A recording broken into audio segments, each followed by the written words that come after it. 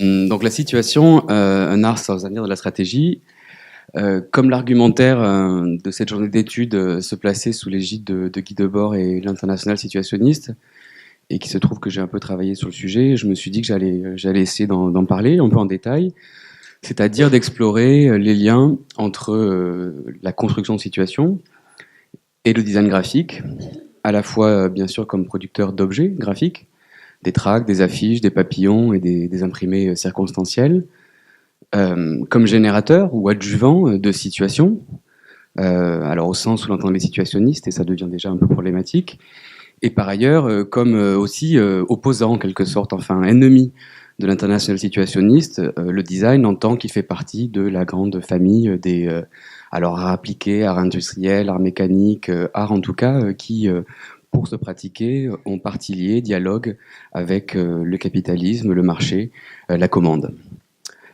Alors, je parlais de la difficulté de définir la notion de situation pour la bonne et simple raison que les situationnistes, petits malins qu'ils sont, ne la définissent pas vraiment. Donc, ce qu'on peut essayer de faire, c'est de commencer par un concept qui lui est opposé. La construction de situation commence au-delà de l'écroulement moderne de la notion de spectacle. Une phrase que Debord écrit, publiée en 57 dans le rapport sur la construction de situation, qui est le prélude à la fondation du mouvement, qui est fondé donc en 57. Alors non pas que le spectacle soit une notion beaucoup plus facile à définir que la situation, mais au moins on a la matière, en tout cas écrite, puisque Debord publie en 67 son essai La société du spectacle. Qu'est-ce que c'est la société du spectacle? C'est vous et moi là aujourd'hui. La non-intervention, c'est-à-dire des gens qui regardent quelqu'un en train de faire des choses. La non-participation aussi. Le spectacle, comme ça nous a été rappelé ce matin, est moins des images produites que les rapports sociaux entre des personnes que médiatisent ces images-là. Debord, je ne vais pas m'apesantir trop longtemps sur la question du spectacle, mais en tout cas, l'une des définitions importantes, c'est celle de la non-participation, de la passivité, autour évidemment d'une reprise de théories autour du théâtre, de Bertolt Brecht par exemple, dont Debord s'inspire, en tout cas dans les années 50. Alors, est-ce qu'il faut participer? Oui, mais à quelles conditions? Ne travaillez jamais. Voilà un slogan qu'il est difficile d'adopter pour le designer, puisque le métier de designer est un métier dans lequel on essaie, en tout cas, en tant que faire se peut, d'être rémunéré. Je sais bien que c'est pas toujours facile. Le ne travaillez jamais de Guy Debord n'est pas tant une invitation à la paresse qu'une invitation à ne pas participer à tout, enfin ne pas participer en tout cas à l'aliénation du travail salarié. On a ici un exemple évidemment d'intervention graphique qui est, on le suppose, de Guy Debord puisqu'il la revendique, un graffiti apposé sur la rue de Seine, en un lieu hautement psychogéographique puisqu'on est sur le mur de l'Institut. Je ne sais pas si vous voyez où c'est, on est dans le 6e arrondissement, alors il faut s'imaginer qu'on est dans les années 50, tous les murs sont noirs, les rues sont petites, et puis si vous continuez un petit peu là, vous avez une porte cochère, on a l'impression qu'on va rentrer dans un intérieur, et puis si vous passez cette porte, vous déboulez sur la place de l'Institut qui s'ouvre immense sur la Seine, très majestueuse, très belle, très ouverte comme ça. C'est un bon exemple de changement d'ambiance rapide et inattendu. Alors, le spectacle, c'est la non-intervention, et qu'est-ce que c'est que la construction de situation? Les situationnistes prétendent l'expliquer de manière très claire, avec un diagramme, comme il se doit, dans ce tract réalisé en 58, Nouveau théâtre d'opération dans la culture. Un tract donc qu'ils distribuent à leurs lecteurs. Je ne crois pas qu'ils l'aient affiché, vu le grain du papier. Le nouveau théâtre d'opération dans la culture, donc par le titre déjà, on se situe dans un champ un petit peu militaire. Le théâtre d'opération donc des situationnistes ne va pas être tant l'art que la culture, c'est-à-dire que l'art est certes englobé dans la culture, mais que la culture le dépasse. Elle englobe les gestes, les habitudes, les manières de parler, de bouger, de se mouvoir, de s'habiller, etc., etc. Donc cette perspective stratégique, disons, les situationnistes la mettent en œuvre déjà dans ce tract avec cette vue aérienne d'un plan de Paris. Les vues aériennes étaient d'abord développées dans le champ militaire. pour pouvoir repérer justement des théâtres d'opération. Et puis, cette lutte donc contre le spectacle et qui vise la construction de situation, on le voit ici exposé de manière apparemment très claire avec un diagramme. Donc, je vous propose un chemin possible. Tout commence dans le jeu permanent. Le jeu comme refus du sérieux, bien sûr, mais aussi le jeu comme manière de se déplacer par rapport à la vie quotidienne. Le but des situationnistes étant bien sûr que la vie quotidienne devienne un jeu permanent. Ce jeu permanent permet de développer des pratiques, alors qu'on peut, disons, classer en deux catégories, enfin, disons, les pratiques les plus connues, celles qui se déroulent dans l'espace urbain et dont on a déjà un petit peu parlé, la dérive d'abord, qui est la pratique propre, qui donne lieu à une science ou une pseudo-science, disons, la psychogéographie, et les deux concourent à proposer une alternative à l'architecture et à l'urbanisme, à l'architecture donc fonctionnaliste que les situationnistes décrivent, et à l'urbanisme moderne, ce qu'ils appellent l'urbanisme unitaire et l'architecture situationniste. Alors voilà déjà un point de contact. Les designers, les situationnistes comme les designers voient les gens et les environnements comme des choses plastiques sur lesquelles on peut avoir un impact, qu'on peut modifier.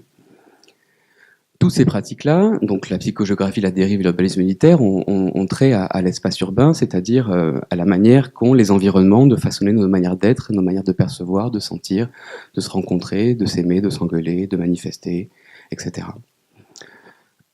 L'autre pratique situationniste bien connue, c'est le détournement, qui consiste à réutiliser des éléments déjà existants dans la culture, des images, des textes, des films, encore une fois des gestes, pourquoi pas des vêtements. C'est en tout cas ce que suggèrent Guy Debord et G. Volman dans leur mode d'emploi du détournement, 55.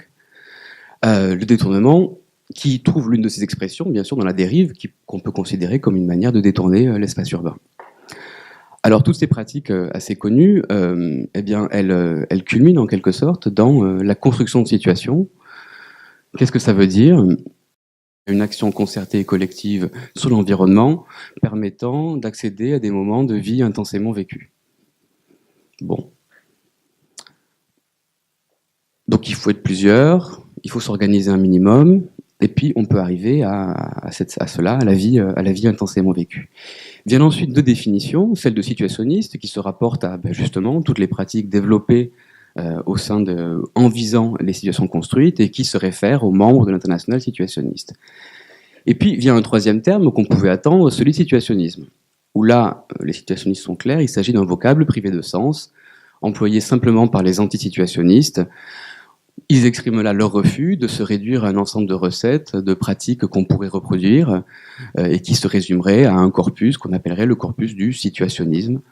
Ce refus des recettes, c'est le refus en quelque sorte de la récupération, mais plus que le refus, la conscience que on ne peut pas jouer les vestales en fait, que même les pratiques les plus critiques et subversives courent souvent le risque d'être, comme on disait à l'époque, récupérées. En effet, les mots forgés par la critique révolutionnaire sont comme les armes des partisans, abandonnés sur un champ de bataille. Ils passent à la contre-révolution, et comme les prisonniers de guerre, ils sont soumis au régime des travaux forcés. Alors, je partais d'une opposition presque entre l'international situationniste et le design. Et ici, on voit la conscience des situationnistes que les pratiques subversives qui vont développer sont loin d'être irrécupérables, non assimilables par le spectacle. Ils ont bien conscience que les pratiques subversives sont assimilées, intégrées, digérées par le spectacle et finissent finalement par l'améliorer, par le rendre encore plus performant dans ces mécanismes d'aliénation, de passivité. Alors, j'ai vraiment perdu toutes mes images, donc là, ça ne va pas le faire.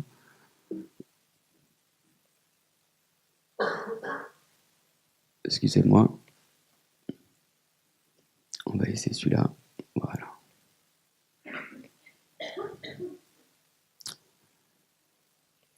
Je vous prie d'excuser. Donc quand même, ils définissent un petit peu, vous voyez. Donc, on est là face à un problème, en tout cas ce qui pourrait sembler une impasse, ou en tout cas une espèce de circulation permanente des pratiques entre, pour le faire vite, les révolutionnaires et les forces de la réaction. comment faire donc pour essayer de préserver les situations construites comme moments de vie intensément vécus et moments subversifs, eh bien en développant peut-être un art de la stratégie. Pour extraire un petit peu l'œuvre des situationnistes de ce qu'il en reste, c'est-à-dire des traces imprimées, très belles certes, mais qui ne sont que des traces de pratiques qui, elles, se voulaient subversives. Pour le sortir donc en quelque sorte de l'histoire de l'art, je me propose de lire leur travail à travers la stratégie. Debord avait un goût prononcé pour l'histoire militaire, pour les théories stratégiques, au point qu'il a imaginé dans les années 50 rédiger les règles dans les années 60, elles sont déposées à la SPADEM, et fait fabriquer dans les 70 un jeu de la guerre, dont vous voyez là le modèle le plus célèbre et le plus conséquent, disons, un plateau en cuir argenté assez grand. Ce jeu de la guerre, donc, c'est un jeu plutôt qu'un livre, c'est un jeu plutôt qu'un imprimé, c'est un jeu plutôt qu'un film, quelque chose qui ne se lit pas mais qui se joue. Un jeu de la guerre qui appartient assez à son époque et en même temps qui s'en détache. C'est l'époque où Albert Lamoris donc ne réalise pas le ballon rouge mais imagine Risk, un jeu donc de conquête qui se distingue du jeu de la guerre qui n'est pas un jeu de conquête. Il ne s'agit pas de conquérir un territoire, pas plus qu'il ne s'agit de jouer aux puissances de la guerre froide ou à un jeu vidéo qui suppose une superstructure technologique importante, comme ici dans Stephen Russell, Space War de 1961. Ce jeu de la guerre, il prend ses sources à une origine bien plus ancienne, celle de l'éducation à la stratégie, telle que développée, comme toujours, par les perdants. Hein. Quand on est le plus fort, on n'a pas besoin de stratégie, on a la force avec soi. Ici, nommément, les Prussiens, qui, après quelques défaites contre Napoléon, notamment donc Clausewitz s'intéresse beaucoup à la stratégie, il rédige un de la guerre, et il est remplacé pour s'occuper de l'archiduc et de son délégation stratégique par Léopold von Reichwitz, qui juge utile de développer un jeu stratégique, d'abord pour le jeune archiduc et ensuite qui sera généralisé dans les armées. Un jeu stratégique, taktisches Kriegsspiel, un Kriegsspiel donc, dont le but n'est pas tant de rejouer des batailles historiques déjà passées, que de, à l'aide de modules, recréer des terrains réels ou plutôt imaginaires afin de créer des situations de conflit et d'organiser, de créer donc un théâtre d'opération, d'y engager des troupes et de s'exercer à la pensée stratégique à travers donc ce jeu. Je vous laisse admirer pendant que je bois. Debord donc revendique en tout cas l'inspiration de Clausewitz et des Kriegsspiele de la cour de Prusse quand il met en œuvre son jeu de la guerre, qui, comme vous le voyez, ne décrit pas d'espace précis ni réel. On a un plateau de 500 cases, des éléments fixes, les chaînes de montagnes que vous apercevez, les petites tours de crénelés sont des forteresses qui permettent d'être plus défendues, et les espèces de monolithes cubiques que vous voyez sur le terrain sont, eux, les arsenaux. Quant aux pièces, vous les voyez, il y en a 17 pour chaque camp. Très peu de pièces, donc vu la taille du terrain, c'est un peu comme aux échecs, il faut faire avec une économie de moyens. Et le but n'est pas de conquérir un territoire, n'est pas comme aux dames de prendre une à une toutes les pièces du jeu. Il s'agit en première instance de s'emparer des arsenaux. Les arsenaux qui sont un point névralgique et essentiel, ils font le lien entre le champ de bataille et l'arrière, enfin, en tout cas dans les armées. Ils sont le lieu d'où partent les ordres de l'état-major, le lieu d'où partent le ravitaillement et le lieu d'où partent les communications. Et c'est sur ce point-là que je voulais insister. La question de la communication est cruciale pour le jeu de la guerre, puisque le déplacement des pions sur le plateau se fait le long de lignes de communication qui sont invisibles. Ces lignes de communication partent en étoile des arsenaux.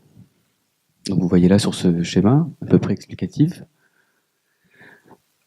Et il faut que tous les pions soient soit en contact avec ces lignes de communication, soit en contact avec un pion qui est en contact avec une ligne de communication, etc., etc. Bref, il est très facile que les pièces soient immobilisées. Il suffit pour cela qu'elles s'écartent des lignes de communication ou des pions qui sont en contact avec elles. Alors, on a le secours d'unités de transmission qui sont là pour relayer le signal et permettre davantage de déplacement. On a donc un jeu qui est entièrement fondé sur la question de la communication, ce qui est assez bien, assez à l'image en fait des techniques situationnistes, hein, qui consistent, pour le détournement, à rompre en quelque sorte les lignes de communication du spectacle, à faire en sorte que cette espèce de flux permanent d'images qui formate nos relations sociales et nos relations humaines soit brisé, brouillé, grâce au détournement. Et puis, la question cruciale des situationnistes, en tout cas jusqu'au moment de l'activisme politique propre, c'est celui de communiquer ses idées, de les diffuser, de les faire connaître et de relayer aussi celles de groupes amis. Voilà donc cette espèce de circulation permanente et de combat. Il faut bien penser que la construction de situation, elle se pense dans le champ du spectacle, contre le spectacle, mais dans le spectacle, et non pas en dehors de lui. Il faut, pour pouvoir se battre au jeu de la guerre comme dans la vraie vie, avoir des armes qui ont la possibilité de s'échanger. Alors pour poursuivre dans cette dialectique, cet échange permanent de pratique et de subversion entre la construction de situation et le spectacle, ce vidéogramme tiré de La Société du spectacle de 73, c'est que le spectacle a pris à la réalité, donc à peu près tout, le goût du jeu, l'amour, le désir, la révolution, tout ça remâché, retraduit, retransformé et transformé en commodité. Il faut le lui reprendre. Les expropriateurs spectaculaires doivent être à leur tour expropriés. Le monde est déjà filmé, il s'agit maintenant de le transformer. Ces deux dernières phrases étant un détournement de la dernière thèse de Feuerbach, de la dernière thèse sur Feuerbach de Marx, qui parlait de la philosophie, qui avait déjà décrire le monde, et que la philosophie devait maintenant travailler à le transformer. Alors, comment s'y prend-on ? Je vous proposais de faire un petit voyage dans l'histoire de l'international situationniste à travers les usages et les pratiques graphiques, pour essayer de savoir ce que c'est qu'une situation. Une situation, c'est d'abord quelque chose de collectif qu'on ne fait pas tout seul. Il faut des amis, des camarades. Pour avoir des amis et des camarades, eh bien, il faut aller les chercher. Debord, c'est aussi le portrait que j'ai essayé de dresser ici, était en quelque sorte un designer graphique. On peut s'imaginer là qu'il allait chez son imprimeur, il trouvait les caractères gothiques tout à fait à son goût pour illustrer une illustration déjà existante d'un petit cavalier du Moyen-Âge, invitant chacun à construire une petite situation sans avenir. Donc on peut ici préciser un peu la notion. Hein. La petite situation n'est pas celle que les parents des classes moyennes souhaitaient à leur progéniture. Non, il fallait qu'une petite situation, une situation soit sans avenir, c'est-à-dire arrêtée dans le temps et dans l'espace. Pour se trouver des amis, eh bien, on peut essayer de faire appel à eux par l'humour. Hein. Si vous croyez du génie, ou si vous estimez posséder seulement une intelligence brillante, adressez-vous à l'international lettriste. Alors ces petits papillons ils sont immenses là, mais c'est vraiment minuscule, hein, c'est cette taille-là, et ils sont très fins, très faciles à coller du coup sur des gouttières, à distribuer, à envoyer en l'air pour qu'ils se répartissent sur le trottoir. Est-ce que c'était efficace ? Oui, relativement. J'espère pas trop, parce que 32 rue de la Montagne Sainte-Geneviève, c'était, ça existe encore, hein, c'est un restaurant chinois aujourd'hui, c'était un minuscule bar, le Tonneau d'Or, dans lequel on devait pouvoir rentrer à 10 ou 15, pas plus. Alors, la situation, c'est ce qu'on fait avec les copains et les amis, et ça se passe dans une ambiance plutôt festive.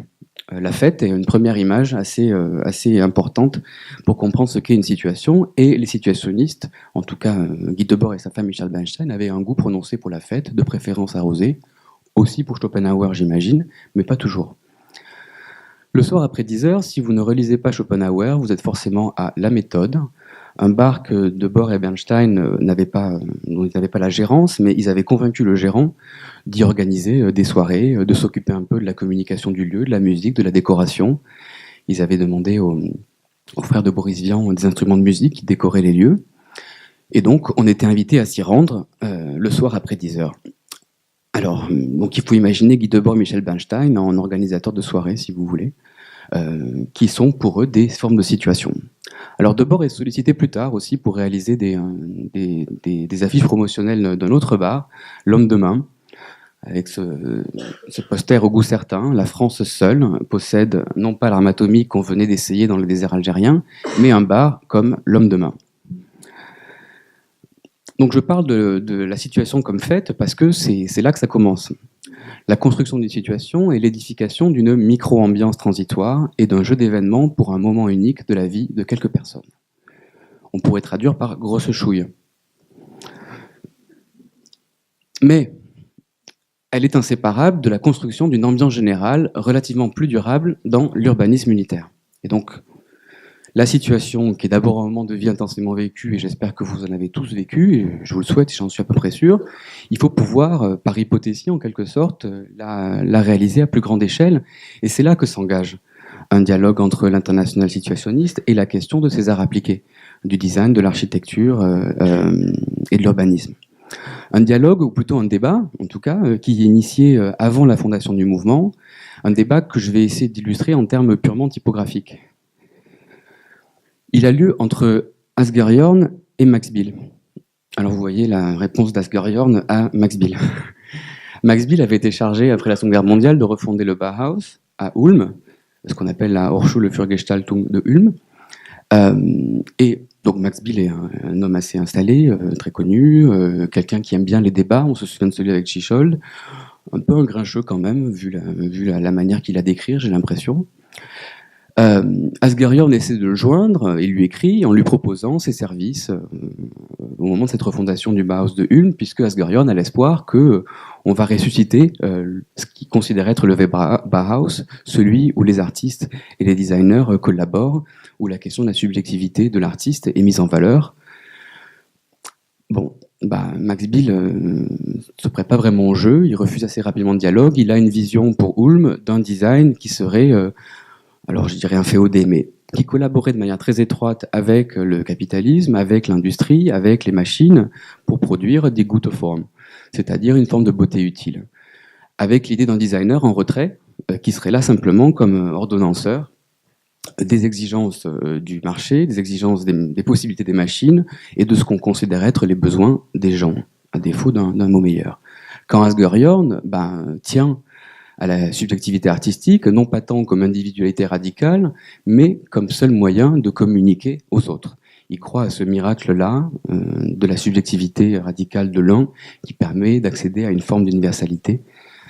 Voilà, le genre de choses qu'il exprime avec ce pour le forme ou la forme, qui est une belle réponse, je trouve, à Die gute Form. Ça prend quand même la forme d'une quasi-Bauhaus, quand Max Bill dresse les plans de sa Hochschule für Gestaltung de Ulm, sérieux? Ok.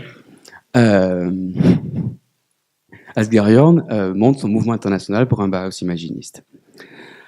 Alors, les situationnistes réalisent des actions graphiques comme celle-ci, un poster, la Société sans classe a trouvé ses artistes, distribué à l'Association internationale des critiques d'art en 58, en plein exposition universelle.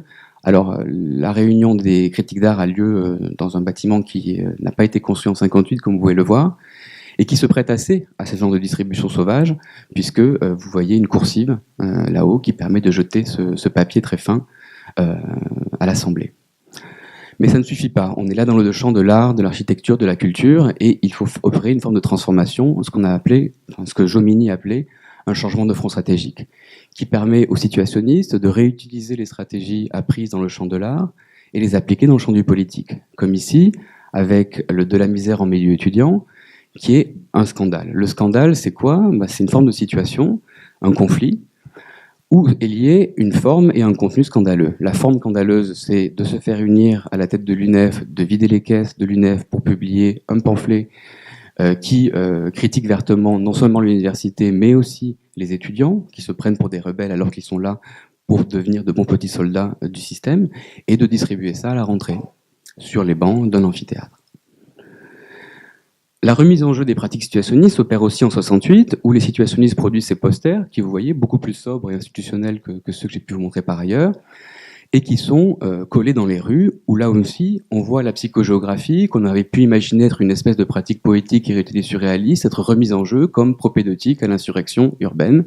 C'est là un plan de collage des affiches que je viens de vous montrer. Mais plus que ces objets, ce qui me semble important de considérer comme pratique graphique et situation graphique promue par les situationnistes, mais pas que en 68, c'est le graffiti. Le détournement de tableaux, comme ici à la Sorbonne, mais plus encore le détournement d'affiches dans le métro, où l'on fait dire au chantre de la marchandise, debout prolétaire, achète et tais-toi, on mobilise toute la famille, les enfants aussi, j'aime l'anarchie, et moi donc, faisons la révolution. Et on voit se rejouer cette espèce d'échange de balles permanent, vive les conseils ouvriers, bim, bam. Ces pratiques-là, donc, elles sont vouées à circuler. Et c'est ça qui me paraît intéressant, c'est que plus que les imprimés graphiques, les pratiques, elles peuvent se reproduire, elles ont un don d'ubiquité. C'est le cas, par exemple, des fameuses poires de Louis-Philippe pendant la monarchie de Juillet. Alors, bon, là, j'ai pas trouvé de graffiti de 31 en photo, je suis désolé. Ou du ECAB qu'on voit fleurir partout dans le monde à chaque fois, et ça arrive souvent que sévissent les violences policières, comme ici au Caire en 2016. Et finalement, plus que ça nous permet d'interroger la notion de situation, en rapport avec cette diffusion des pratiques et cette question de la viralité. La situation qu'on avait pu imaginer se rapporter à un moment unique dans l'espace, dans le temps non reproductible, il faut peut-être la penser par rapport à la notion de viralité, le fait qu'elle peut se déplacer, qu'elle a un don d'ubiquité, et que par le design graphique, on peut créer des communautés. Et là, les situationnistes me semblent un bon exemple que ACT UP, qui, par leur collaboration avec des graphistes et des artistes, créent cette espèce d'ubiquité, de communauté provisoire, et de force de la multitude au sens où l'on négri.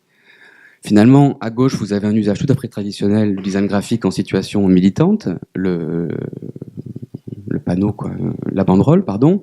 Le plus intéressant, c'est d'utiliser les ressources de l'ubiquité publicitaire, la publicité sur les bus, pour faire passer un message. Et c'est là qu'on retrouve la topologie, en quelque sorte, celle des situationnistes. Alors bien sûr, le design, et notamment le design graphique, a un don de produire de l'ubiquité, parfois pour le pire, se ressembler Mexico, Hawaï, Stockholm et les USA, où collaborent donc l'architecture fonctionnaliste et les designers graphiques qui sont à l'occurrence ici plutôt ceux qui amènent un peu de différence, puisque vous voyez que Mexico, USA, il y a un certain effort typographique pour différencier ces destinations devenues parfaitement similaires. Mais la situation graphique remise en jeu à des fins de militance politique et activiste, et aussi ce qui permet de créer des moments de vie commune où on se reconnaît par des signes, ce que finalement, et là c'est pas du tout situationniste que je vous raconte, mais ce qu'on appelle une forme de théorotopie, où tout d'un coup, alors j'ai adapté le texte parce que ça disait puisque l'homme est le produit des situations, et puis en fait je me suis dit fallait réécrire ce texte-là. Les situations ils sont détournées, ils étaient un peu machos, donc il faut adapter quoi. Puisque l'individu est le produit des situations qu'il ou elle traverse, il importe de créer des situations humaines. Puisque l'individu est défini par sa situation, il ou elle veut le pouvoir de créer des situations dignes de son désir. Voilà, alors j'ai pas beaucoup avancé, j'ai l'impression qu'on a pas mal tourné en rond dans la nuit, et pas consumé par le feu parce qu'il fait froid. Pour vous dire que voilà, quand vous m'avez invité à parler de situation graphique, enfin de situationniste dans le cas du design graphique, je ne savais pas trop comment m'y prendre. Je ne savais pas comment partir d'un point A pour arriver à un point B. Et je me suis dit que finalement, on pouvait poser quelques plots, là, comme dans la lagune de Venise, et puis se laisser porter et retourner au début. Voilà, merci.